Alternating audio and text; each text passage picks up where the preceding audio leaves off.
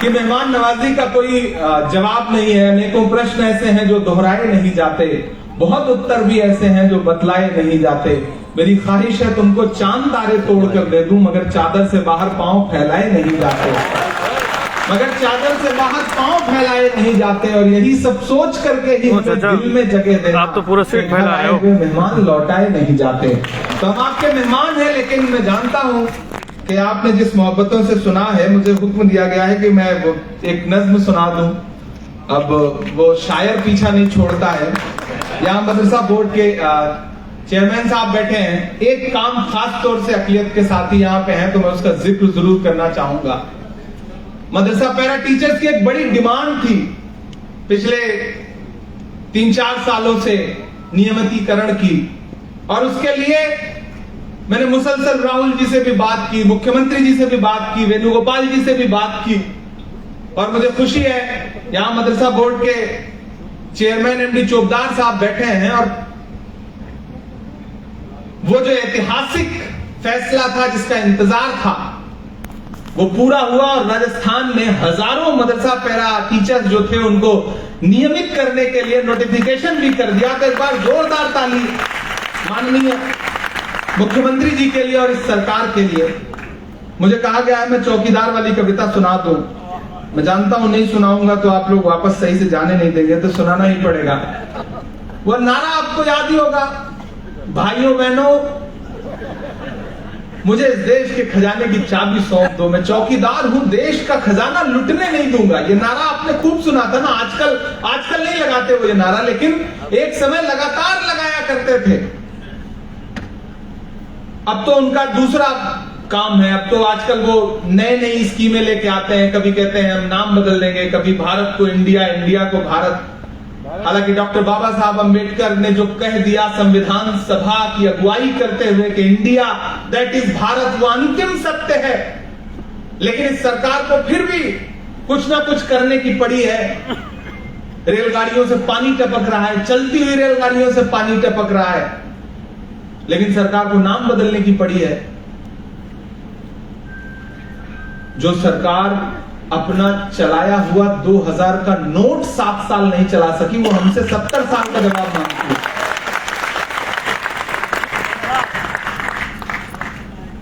मैं नज्म सुनाता हूं।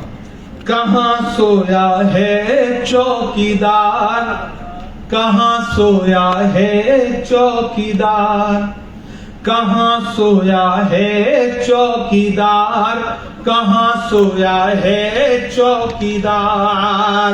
पेट्रोल और डीजल की कीमत रही सैकड़ा मार, कहां सोया है चौकीदार, कहां सोया है चौकीदार। गैस सिलेंडर की कीमत भी 1000 के पार, कहां सोया है चौकीदार, कहां सोया है चौकीदार। यहां सईद साहब बैठे हैं, बुजुर्ग आदमी। अभी अगर इनसे पूछा जाए कि चाचा बताइए कि आपके साथ जो लोग पढ़ते थे उसमें से एक आध आपका क्लासमेट है, तो 100% ये ढूंढ ढांड के बता देंगे कि हाँ यार हमारे साथ रवि भाई पढ़ते थे या सुभाष जी थे, वो आजकल यहां नौकरी करते हैं। लेकिन अभी अगर मोदी जी से पूछा जाए कि आपने जो पॉलिटिकल साइंस में जो पोस्ट ग्रेजुएशन किया था एंटायर साइंस में, उस समय आपका सहपाठी कौन था, तो पूरे हिंदुस्तान में एक भी आदमी आज तक मुझे ढूंढने से भी नहीं मिला।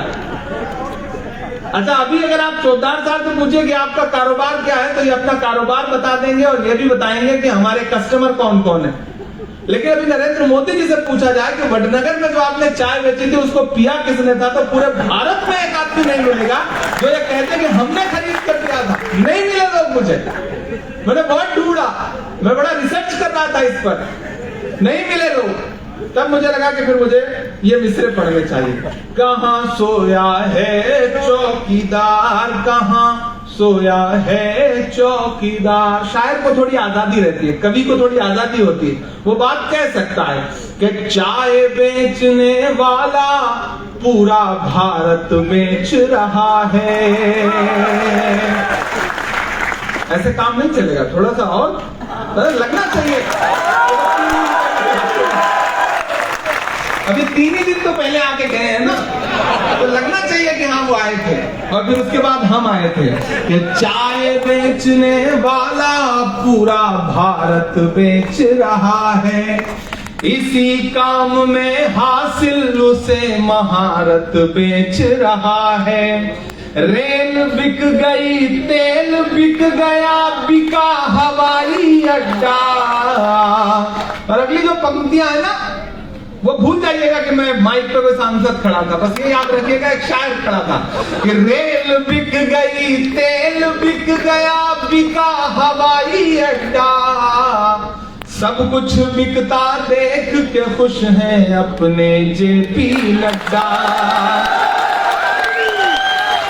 जनता महंगाई की मारी करती हाहाकार, कहाँ सोया है चौकीदार, कहाँ सोया है चौकीदार, कहाँ सोया है चौकीदार, कहाँ सोया है चौकीदार।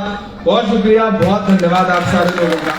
और भारत जोड़ो जनसंवाद कार्यक्रम में मेंबर वो ख्वाबों के महल तामीर करते हैं, इलाजे गम नहीं करते, फकत तकरीर करते हैं। तकरीरों से काम नहीं चलेगा। सरकार ने बहुत शानदार काम किया है पिछले 5 साल में, और अगर एक और 5 साल मिला तो मुझे पूरा यकीन है कि वो तमाम काम जो आपकी नजर में छोटे छोटे भी होंगे और छूट गए होंगे, उसे आदरणीय अशोक गहलोत जी फिर से पूरा करेंगे, ये मुझे पूरा यकीन है। आप बैठे हुए हैं यहां पर, आप तो उस समाज से आते हैं जिसमें कौल है कि मजदूर का पसीना सूखने से पहले उसकी मजदूरी दे दी जाए। तो मुझे बताओ कि सरकार ने काम किया है या नहीं किया है? किया है ना? जब किया है तो फिर हक भी बनता है सरकार का कि वो आपके सामने जाए और आपसे अपील करे कि उसे एक मौका फिर से दी जाए। और जिम्मेदारी सिर्फ आप भर की कह लेने से खत्म नहीं हो जाएगी। इस सरकार की जो दिल्ली से आए हुए नेता रहेंगे केंद्र के, उनकी साजिशें बहुत बड़ी हैं। वो ऐसे ऐसे झूठ बोलेंगे कि आप झांसे में भी आ जाएंगे। तो इसलिए सतर्क रहना है, होशियार रहना है। अपनी आंखों में 2 चेहरे रखने हैं। एक तरफ राहुल गांधी जी का चेहरा रखना है, जिस शख्स ने 4000 किलोमीटर पैदल, जब वो चलते थे तो मैं उनके साथ चलता था और बार बार मैं राहुल गांधी को पैदल चलते हुए देखता था, और मुझे नरेंद्र मोदी जी के वो जुमले याद आते थे कि जब वो कहते थे कि राहुल गांधी तो शहजादे हैं, राहुल गांधी तो राजकुमार हैं। तब मेरा मन करता था कि मैं नरेंद्र मोदी जी से कहूं कि प्रधानमंत्री जी, आप जिसे राजकुमार कहते थे, जिसे शहजादा कहते थे, वो एक टी-शर्ट में हिंदुस्तान की सड़कों की धूल फांक रहा है, और आप जो खुद को फकीर कहते थे, वो 10 लाख का सूट पहन करके 8,500 करोड़ के विमान में पूरी दुनिया घूम रहे हैं। तो फिर असल राजकुमार कौन है और असल फकीर कौन है, इसका फर्क हिंदुस्तान समझ जाए। व्हाट्सएप यूनिवर्सिटी के जरिए, सोशल मीडिया के जरिए, आईटी सेल के जरिए जो कचरा परोसा गया राहुल गांधी जी के बारे में, वो धीरे धीरे साफ हो रहा है। वो धीरे धीरे साफ हो रहा है। मैं राजनीति में नहीं था, मेरा कोई राजनीतिक, मेरे परिवार का भी, मेरे खानदान का भी कोई सियासत से लेना देना नहीं था। मैं बहुत एक सामान्य परिवार से हूं। 2018 में जब पहली बार राहुल गांधी जी से मुलाकात हुई, तो उनसे मिलने के बाद 2-3 मुलाकातों के बाद मुझे लगा कि एक बार हिंदुस्तान का हर शख्स अगर राहुल गांधी से मिल ले तो राहुल जी के बारे में जो परसेप्शन है, जो सोच है, जो नैरेटिव है, वो एक झटके में बदल जाएगा। लेकिन मैं जानता था कि व्यक्तिगत मुलाकात मुमकिन नहीं है। शायद वो मेरे दिल की आवाज थी और वो राहुल जी के भी दिल की आवाज थी कि उदयपुर चिंतन शिविर के बाद उन्होंने फैसला किया कि हम भारत जोड़ो यात्रा के लिए निकलेंगे। तो राजस्थान वालों, आपको इस बात की बधाई कि भारत जोड़ो यात्रा की सोच जहां से पैदा हुई, वो मिट्टी भी राजस्थान की है। और जब हम कर्नाटक पहुंचे थे तो हमसे एक साथी ने कहा कि इमरान साहब पैदल चल रहे हो, क्या सोच रहे हो? मैंने कहा कि मैं तो शायर हूं, मैं तो बस ये सोच रहा हूं कि जो हर जालिम से टकराएगी वो आंधी बनाऊंगा, नए अंग्रेज आए हैं नया गांधी बनाऊंगा।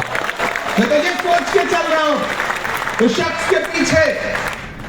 और राहुल जी जब अपने पांव के छालों की परवाह किए बगैर चल रहे थे, नारे लगाते हुए हम सब उनके साथ चल रहे थे कि नफरत छोड़ो भारत जोड़ो, तो फिर एक नारा बीच में और जुड़ा कि नफरत के बाजार में मोहब्बत की दुकान खोल रहा हूं, और वो नारा भी राजस्थान में ही आकर के जुड़ा।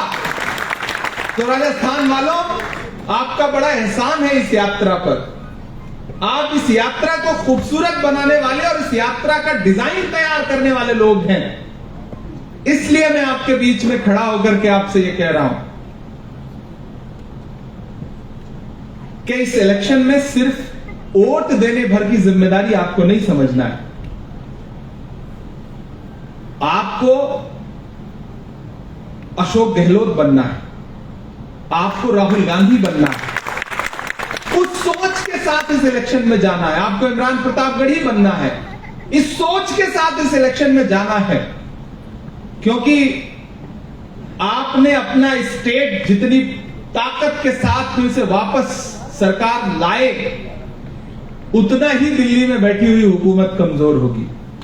वरना हुकूमत के इरादे अच्छे नहीं हैं, आप जानते हैं। पत्रकारों के घरों पे छापे हैं, उन्हें जेल भेजा जा रहा है, अपोजिशन को कुचलने की जितनी साजिशें हो सकती हैं वो सब की जा रही हैं। ऐसे में ये जो 4 राज्यों के चुनाव हैं, और उसमें खास तौर से राजस्थान बहुत मायने रखता है, क्योंकि राजस्थान में एक रिवाज रहा है। लेकिन मैं जानता हूं कि 2023 में वो रिवाज बदलने जा रहा है, इसमें कोई दो राय नहीं है। क्योंकि उनको मौका देने का मतलब है नुकसान उठाना। उन्होंने नारे क्या दिया? बहुत हुई महंगाई की मार। फिर दूसरा नारा क्या दिया? बेटी बचाओ बेटी पढ़ाओ। और उस नारे की सच्चाई क्या निकली? हमने कठुआ देखा, हमने उन्नाव देखा, हमने हाथरस देखा, हमने जंतर मंतर पर बैठी हुई ओलंपिक पदक लाने वाली बेटियों का हश्र देखा। और फिर पूरे दुनिया ने बेशर्मी का एक ऐसा मंजर देखा मणिपुर में कि सामूहिक बलात्कार के बाद बेटियों को परेड कराई गई। यह है उनके बेटी बचाओ बेटी पढ़ाओ नारे की सच्चाई। और फिर हफ्ते भर पहले हमने उज्जैन भी देखा कि एक बिटिया बलात्कार के बाद कई घंटे गुहार लगाती रही, कोई मदद के लिए तैयार नहीं हुआ। यह है उनके नारे की सच्चाई। और तीसरा नारा क्या था? सबका साथ सबका विकास। वो नारा तो और ही कमाल का था। जब उन्होंने ये नारा दिया तब पार्लियामेंट में, राज्यसभा में भाजपा के 3 मुस्लिम सांसद हुआ करते थे, एमजे अकबर, मुख्तार अब्बास नकवी और सैयद जफर इस्लाम। आजकल तीनों कहां हैं आपको भी पता नहीं होगा, दूरबीन लेके ढूंढिए तो नहीं मिलेंगे। यह है इस नारे की सच्चाई।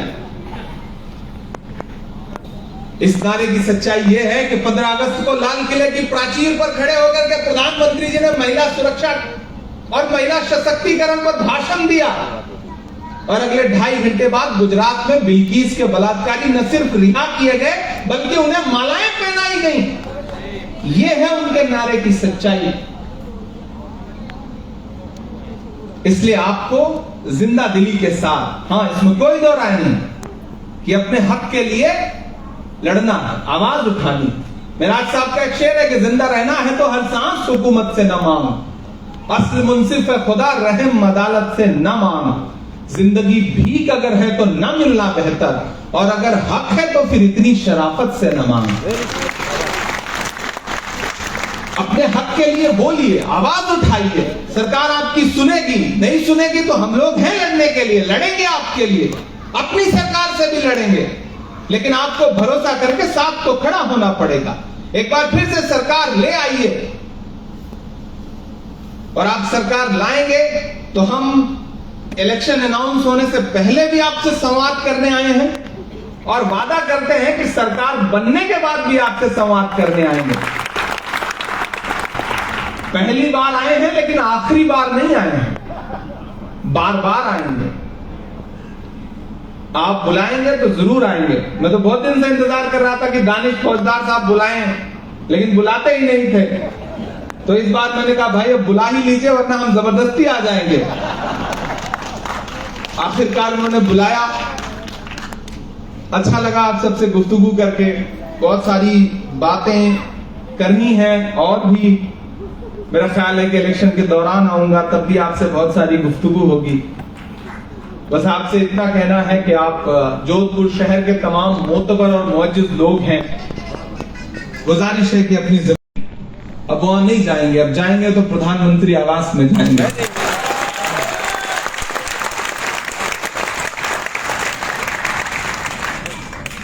राजस्थान वालों, काम की बुनियाद पर अगर इस देश में कोई सरकार रिपीट हो सकती है तो मुझे लगता है कि राजस्थान से बड़ा उदाहरण उसका कुछ नहीं हो सकता।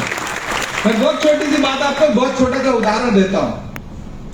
हम पार्लियामेंट में तमाम अलग अलग पार्टियों के सांसद एक साथ कभी कभी बैठते हैं। हम कुछ अधिकारियों के साथ बैठे थे जिसमें अलग अलग पार्टियों के सांसद थे। हेल्थ से रिलेटेड हम डिस्कशन कर रहे थे। तो भारतीय जनता पार्टी के एक सांसद ने आयुष्मान भारत कार्ड योजना को लेकर के बड़े बखान किए, लेकिन मुझे उस वक्त खुशी हुई कि जब वहीं मौजूद भारतीय जनता पार्टी के एक दूसरे सांसद ने यह कहा कि आयुष्मान योजना तो अच्छी है, ठीक है, 5 लाख है, लेकिन क्या केंद्र सरकार चिरंजीवी योजना जैसी कोई योजना ला सकती है? तो राजस्थान सरकार ने लागू किया है। इस सरकार ने बड़े बड़े दावे किए। केंद्र सरकार ने पहला नारा क्या दिया था, आपको याद है वो नारा? भाइयों बहनों, बहुत हुई महंगाई की मार, अब की बार मोदी सरकार। याद है वो नारा? जितने नारे दिए, मैंने कहा ना प्रधानमंत्री जी झूठ बहुत सलीके का बोलते हैं, और झूठ बोलते बोलते जब वो कभी कभी भावुक होते हैं ना, वो अदा तो कमाल की है। वो पिछले दिनों पार्लियामेंट में जब भावुक हुए, सामने बोल रहे थे, हम लोग इस तरफ बैठे थे, वो उधर बैठे थे, तो हमारे बगल में हमारे एक साथी हैं, सांसद है, उन्होंने कहा कि इमरान साहब अब आप क्या कहेंगे? मैंने कहा वो किसी शायर का एक शेर है साहब कि वो अब तिजारती पहलू निकाल लेता है, मैं कुछ कहूं तो तराजू निकाल लेता है, मैं इसलिए भी तेरे फन की कद्र करता हूं, तू झूठ बोल के आंसू निकाल लेता है। वो हुनर आता है, वो हुनर आता है, मुझे तो कोई दो राय नहीं। लेकिन उनके नारे क्या थे और नारों का विश्लेषण करिए। नारे क्या थे? बहुत हुई महंगाई की मार, अब की बार मोदी सरकार। तो उसका परिणाम क्या निकला कि वो पेट्रोल डीजल जो 58 रुपए लीटर मिलता था उसे 100 के पार पहुंचा दिया। वो रसोई गैस जो 400 रुपए से कम की मिलती थी उसे कितने का कर दिया? 1200 रुपए का। लेकिन मैं तो राजस्थान सरकार का धन्यवाद अदा करूंगा कि राजस्थान सरकार ने एक उदाहरण प्रस्तुत किया कि ठीक है, आप देश को लूटने के लिए, गरीब जनता को लूटने के लिए 1200 का बेचेंगे, लेकिन राजस्थान सरकार उस पर सब्सिडी देगी और उसे 500 का बेचेगी। यह है राजस्थान सरकार की ताकत। वो एक ऐसा मॉडल लेकर के आए कि आज देश में तमाम राज्यों में यह मांग उठने लगी कि राजस्थान की तर्ज पर गैस सिलेंडर पर सब्सिडी दी जाए। मजबूर होकर के केंद्र सरकार को, प्रधानमंत्री जी को 200 रुपए की छूट देनी पड़ी। हमसे पत्रकारों ने पूछा कि साहब 200 रुपए की सब्सिडी दे दी भारतीय जनता पार्टी की केंद्र सरकार ने, आप क्या कहेंगे? मैंने कहा भाई पहले 800 लूट लो, फिर उसके बाद 200 वापस कर दो। ये तो अलग ही फलसफा है। 400 का गैस सिलेंडर पहले 1200 का कर दो, फिर उसके बाद जब शोर शराबा मचे, राजस्थान मॉडल आपके सामने आ जाए जहां 500 रुपए की गैस सिलेंडर बिक रही हो, तो मजबूर होकर के आपको 200 रुपए सब्सिडी देनी पड़ रही है। ये तो यही हुआ कि पहले लूटो फिर वापस करो। वो एक बार चंबल में मुशायरा हुआ, कवि सम्मेलन, डाकुओं ने मुशायरा कराया, बड़ा शानदार मुशायरा। सुबह जब मुशायरा खत्म हुआ तो सारे शायरों को जो पेमेंट कहा था उससे बढ़ा करके दिया, 1000 2,000, और फिर उसके बाद बाइज्जत ले जाकर के चंबल की सरहद के बाहर छोड़ दिया। सारे शायर कवि बहुत खुश कि भाई जो दुनिया को लूटते हैं हम उनसे लेके जा रहे हैं। जब 2-3 किलोमीटर निकल गए तो डाकू फिर पलट के आए। जितना दिया था और जो 1500 पहले से जेब में था वो सब मिला के लूट लिया। तो शायरों ने कहा भैया ये क्या बात हुई, जब आपको लेना ही था तो आपने दिया हमें क्यों, जब लूटना था तो दिया क्यों। तो डाकुओं ने कहा देखिए भाई वो हमारी मेहमान नवाजी थी, ये हमारा काम है, इसे तो करना ही पड़ेगा। ये है सरकार, नरेंद्र मोदी जी की सरकार यही है कि पहले आपसे लूटेंगे, फिर आपको वापस कर देंगे, फिर बताएंगे कि हमने तो बड़ा तीर मारा। ये है उनके नारे की सच्चाई। आटा, चावल, दूध, दही, छाछ, पनीर, लस्सी क्या नहीं महंगा कर दिया, पेंसिल तक पर जीएसटी लगा दी। भाजपा की सरकारें वो सरकारें हैं जो अपनी आइडियोलॉजी की फिल्मों पर टैक्स माफ करती हैं लेकिन कफन पर जीएसटी लगाती हैं। ये है भाजपा की सरकारें। और ऊपर से नारा ये कि आपने किया क्या। वो पिछले दिनों पार्लियामेंट में खड़े होकर हमारे सामने प्रधानमंत्री जी ने कहा कि बताइए कांग्रेस वालों आपने 70 साल में किया क्या। आगे खड़गे जी बैठे थे, पलट के बोले आप लोग मत बताना, जो बताओगे उसको भी बेच देंगे, इनका काम सिर्फ बेचने का, मत बताना, काम सिर्फ बेचने का है। लेकिन सवाल सुबह शाम पूछेंगे और आपके शहर में आएंगे, मंच पर खड़े होंगे, भाषण देंगे, तो कभी ऐसा आपको महसूस हुआ कि प्रधानमंत्री का भाषण है ये? ऐसा लगेगा किसी संघ के प्रचारक का भाषण है। ऐसा लगेगा कि उस मर्यादा और उस गरिमा से कितना नीचे आकर के बात की जा रही है। भारतीय जनता पार्टी की राजनीति वहां पहुंच गई है कि अभी राहुल गांधी जी का पोस्टर उन्होंने अपने सोशल प्लेटफॉर्म पे रावण का पोस्टर बना करके बीजेपी के ऑफिशियल ट्विटर हैंडल पे डाला। इतना डर गए हैं राहुल गांधी से। जब से इंडिया अलायंस फॉर्म हुआ, कभी घमंडिया बोलते हैं, कभी अर्बन नक्सल बोलते हैं, कभी जंग लगा लोहा बोलते हैं।